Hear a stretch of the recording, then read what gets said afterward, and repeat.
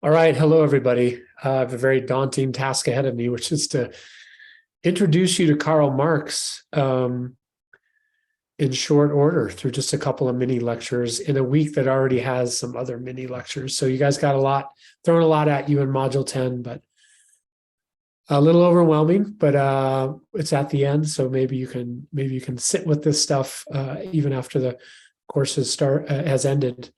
Um, I was thinking Karl Marx, very well known name. You probably have all heard the name Marx. You might ask yourself, as we once did with Confucius long ago, what is it you associate with that name? Which is one of the obstacles to studying Marx. I'm including Marx in this class as a moral philosopher of the 19th century. So just another conversation partner in all of this. And I guess I should point out too, as I've introduced this structural element to the last 4 weeks of our class of Aristotle giving us a look at character and individuals, but then we also need to look at society and structures of society when it comes to questions about how we should all be living together. So, but it really is kind of an impossible task. One big obstacle is precisely the reputation that name Marx carries with it. Marx was clearly, I think this is inarguable, the most significant thinker of the modern period. So he has had the most influence on modern history of any other thinker. I don't know who else you could even come close. But that impact that he had, if you take that into account, the history of communism, of actual communism in certain countries, Marx has had a huge impact. But we need to disentangle a little bit what he wrote from what that history is. Big obstacle number two is just keeping a distinction between the job as a philosopher, let's say, to describe accurately what is the case with the world. That's one thing. The other thing is, how should we live in the world? What should we do knowing what is the case? So there's description part, and then there's a kind of the should or should not part. Describe, but then decide what to do. Two separate things. And what I want to focus on is Marx as a describer of this new phenomenon of capitalism. So he's a scientist, a social scientist, trying to describe what he sees happening out in the world. But in this particular text I've assigned from a philosophical perspective. So that's an obstacle too, is just don't think too quickly about what his description means about how we should live. Let's just focus on the description of what he thinks is the case. We've done that kind of thing throughout the course. If you think about Antigone, there's the whole business of the godlike king and of a one ruler and conflicts. And so you can describe the world of Antigone, and then separately you can evaluate what should or should not happen. Or with the Mengzi Chinese philosophical text, maybe you become convinced that there are sprouts of goodness as a description, but then you decide separately, is there anything we should do with knowing that about human beings? So we got to do that with Marx too. And then big obstacle number three is just this very difficult philosophy. I've given you 4 pages.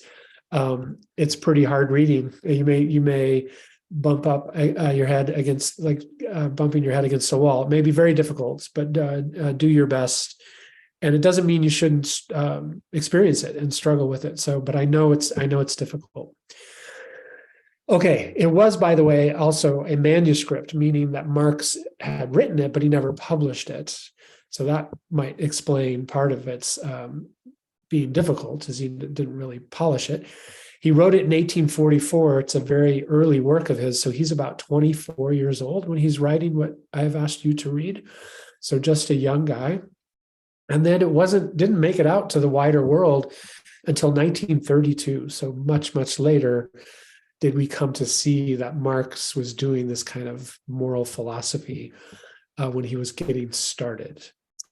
Okay, so here's the good news, though, about how difficult it is that you've been prepared by this class that I know you're Aristotelian thinkers, and that you know what it means to be an Aristotelian thinker, and so was Marx. And this is the little key for unlocking these 4 very difficult pages that I've assigned. And the big Aristotelian piece that will really help us is the idea of flourishing, of eudaimonia, of a way to be happy in the world.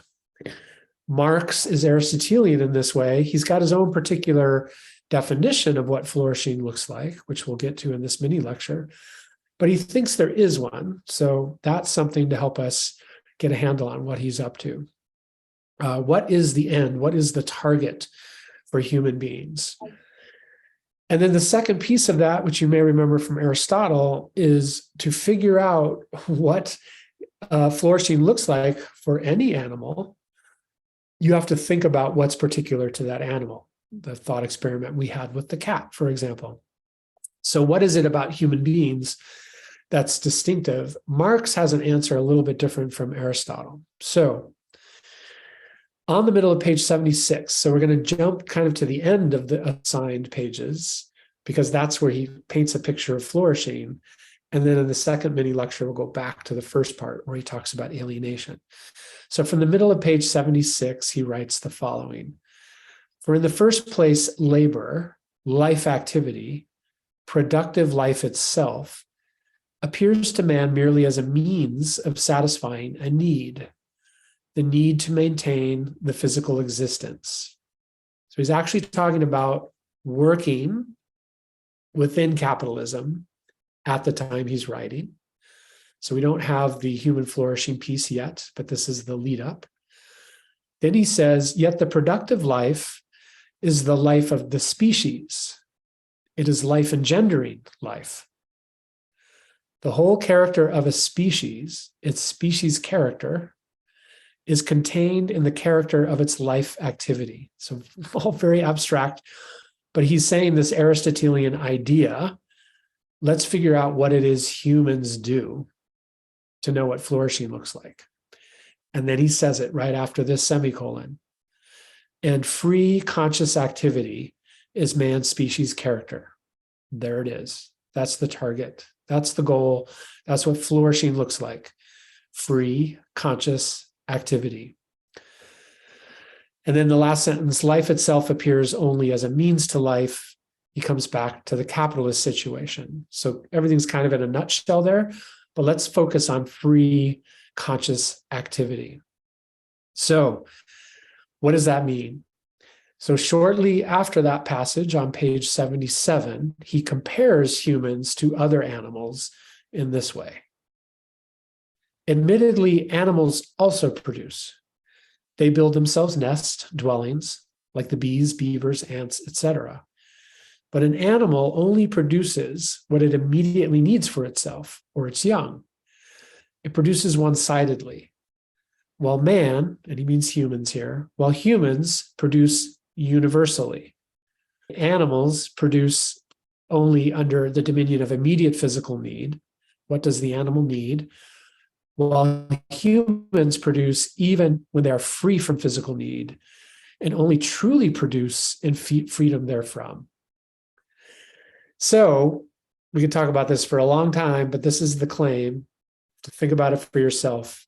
What makes the human animal different from other animals is that we produce even when we don't need stuff.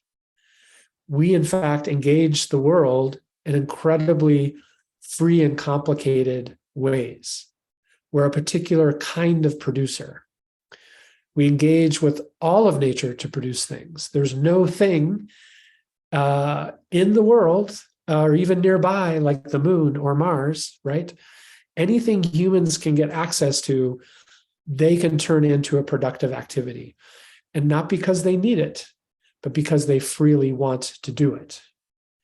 So even with those things that we have in common with other animals, so providing ourselves with food and shelter, just think of the great range of way that those things can look. If humans need shelter, think of the history of human shelters. in the ground, in trees, in caves, with wood, with rock, with walls, 200 stories high, looking all sorts of different ways, right? It's not just shelter we're after freely remaking the world in pretty much any way we choose. And that's the conscious part. We can think about, are we going to go this way or that way with our shelter? Are we going to elaborate in this way or that way or that way? Possibilities are endless. Similarly with food, we have no particular distinctive way to feed ourselves the way that most animals do. I think all animals do. All animals have a pretty limited range of what they'll eat. Humans, think of all the ways we've done food in the history of humanity. The great range of things we would eat, the way they're prepared, the kinds of preparation, the kinds of spices, the colors, the eating just for pleasure and taste and the look of things. That's humanness, Marx would say. That all of that elaboration, all of that freedom, all of that expression of consciousness, human animal, is so different in that way. And so therefore, that must be our flourishing. It has to be related to that kind of thing if it's the distinctively human thing. Okay, so that is Marx as an Aristotelian thinker of eudaimonia, of flourishing, thinking about what it is that the human animal does that's different from all the animals, and that as the key to what flourishing will look like. Part two of Marx is that he thinks this gets completely distorted under capitalism, that the distinctive thing that makes us human becomes alienated, to use a technical term, or estranged is another English translation of the term. So we are alienated or estranged from our humanness under capitalism as an objective description. Again, he thinks this is bad. There's no doubt about that. But he also is just making a descriptive argument. Here's our humanness. Here's what's happening under capitalism. They're different. Should we do anything about it? Okay, mini lecture 2 of Marx is going to look specifically at alienation and estrangement.